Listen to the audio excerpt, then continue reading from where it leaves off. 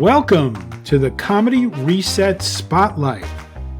This is the place to be if you want to hear from some of the most innovative and exciting comedy creators from around the globe.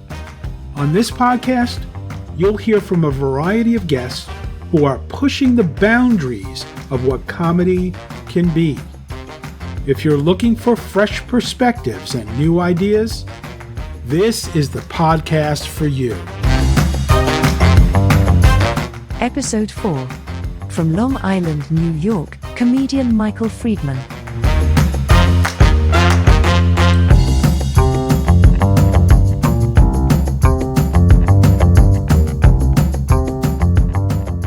When did you first start doing stand-up comedy?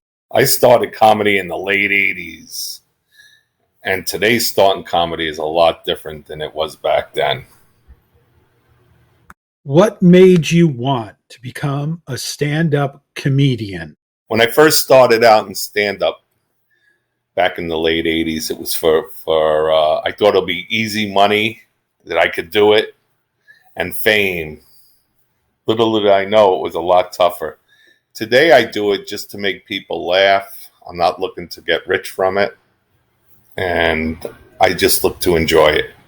Who are some of your influences? I guess my biggest is right now is Rodney Dangerfield, because just like him, I get no respect. What was your first time on stage like? My first time on stage, that's pretty funny. And this goes back in the late 80s. And all I could do, there was about 110 people, and all I could do was say, fuck shit, fuck shit, fuck shit. And my knees were chattering. And I was up there for like 2 minutes and everybody's booing me and everything. And I just ran off the stage. What's your favorite joke? My favorite joke is 25 years of marriage and the only thing my wife's blown was the engine in my car. What's the worst heckler experience you've ever had? I don't allow people to heckle me. I just pay them no mind. No, seriously, the worst is when I was starting back in comedy. Somebody was heckling, was real drunk, and he was heckling all the people. And he was heckling me, and because he was heckling me and I was responding back to him, I lost my train of thought of what I was supposed to say. And it ended up they threw him out of the bar, and as he was walking across the street, he got hit by a cab. What's the best gig you've ever had? For me, the best gig I ever had was when you perform in front of a lot of people, because even if you're performing in front of 400, 500, 600, 1,000 people, and if you can get at least half of them to laugh, it's going to get you going. So anytime it's a big crowd, it's a good gig. What's the worst gig you've ever had? The worst gig had to be when I was booked many years ago in a club, and the owner said that they didn't have enough people in the audience, and they never paid me, and trying to get the money from him was like pulling teeth. How do you deal with stage fright? Usually every time right before going up, I'm very nervous, and until you get that first laugh from the audience, and if you don't get it, then it just seems like time is going by so slow. But right after that first laugh, I calm down. What was the most unexpected response you've ever gotten to one of your jokes? I know you really love your wife. That's all just an act. How do you prepare for a show?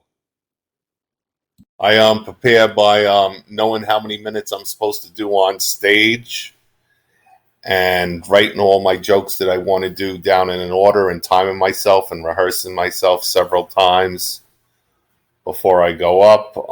And I try to keep a few jokes in the back burner in case there's one I don't use or I can't use for some reason. And then that's about it. What's the best advice you've ever been given about stand-up comedy? Don't worry about what the other comedians are doing. Worry about what you're doing yourself, and just be true to yourself. What's the worst advice you've ever been given about stand-up comedy? To quit. You'll never be anything. that was from my family. But it don't matter if I'm somebody or not somebody. I do it because I enjoy it. It's like a golfing to me. It just relaxes me, and I enjoy making people laugh. What would you say is the biggest misconception about stand-up comedy? The biggest misconception is that it's really easy when it's not. No matter who you are, big, small, or whatever, you always have to prepare before you go on stage. There's no. There might be some improv, but a lot of it is really rehearsed. What do you believe is the key to success in stand-up comedy?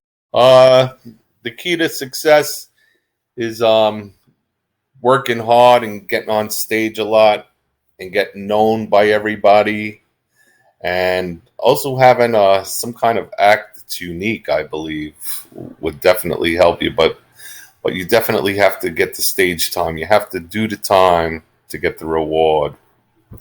That's what I.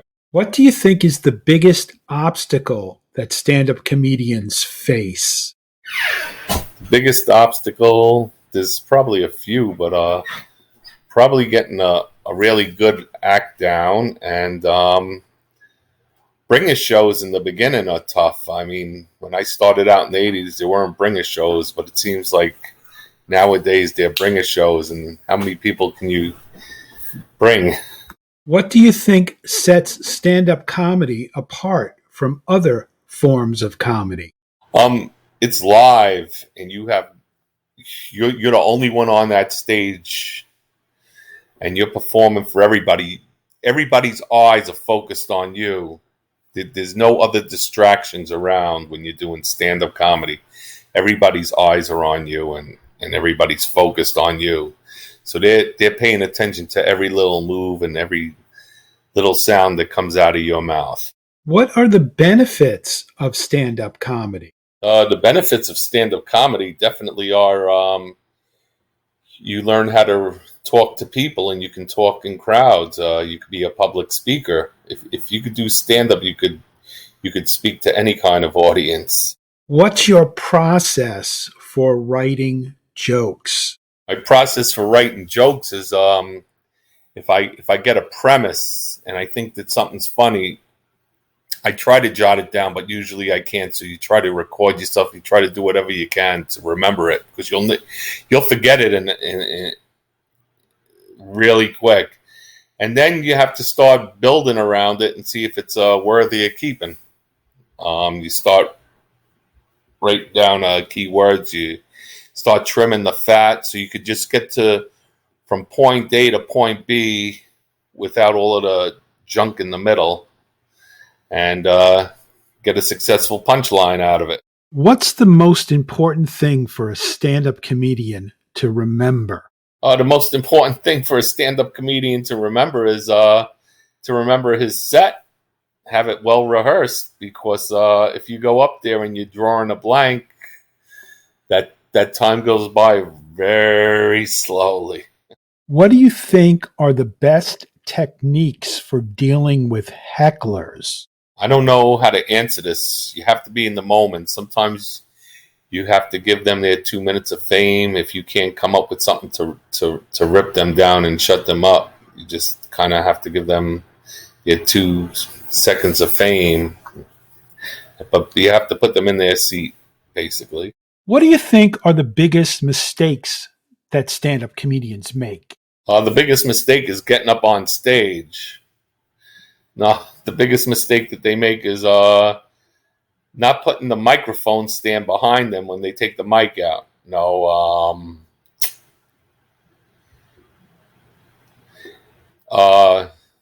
getting diarrhea mouth and just rambling on about something that makes no sense. To get 2 minutes to get the punchline out.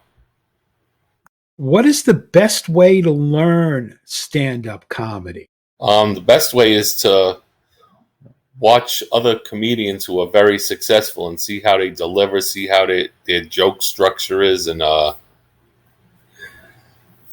try to do the same. Short, sweet, and to the point. What do you think is the best way to improve as a stand-up comedian? The best way to improve is definitely constantly writing jokes and seeing what will work, and as much stage time as you can get. That's probably the key. What has stand-up comedy taught you about yourself? It's taught me that I'm very unhappily married. It's also taught me how to shorten something down so I don't ramble on as much. What motivates you to keep performing stand-up comedy? What motivates me is just making people happy, especially in today's times. People seem to be worried about a lot of different things these days in the world, and a little laughter where they can forget about their misery for an hour or so it's all worth it. What advice would you give to someone who's thinking about doing stand-up comedy? Write down a set, rehearse it, know it well, and work your way through the stage fright. Is there anything you'd like to add that we did not cover? That it's a long and winding road. There's going to be ups and downs. You just got to keep driving forward. I've been your host, Rob Chaffee. Don't forget to laugh today. It's good for you. Comedy Reset Spotlight is a podcast that brings you today's freshest and funniest comedy creators. If you like what you heard, please subscribe to hear more.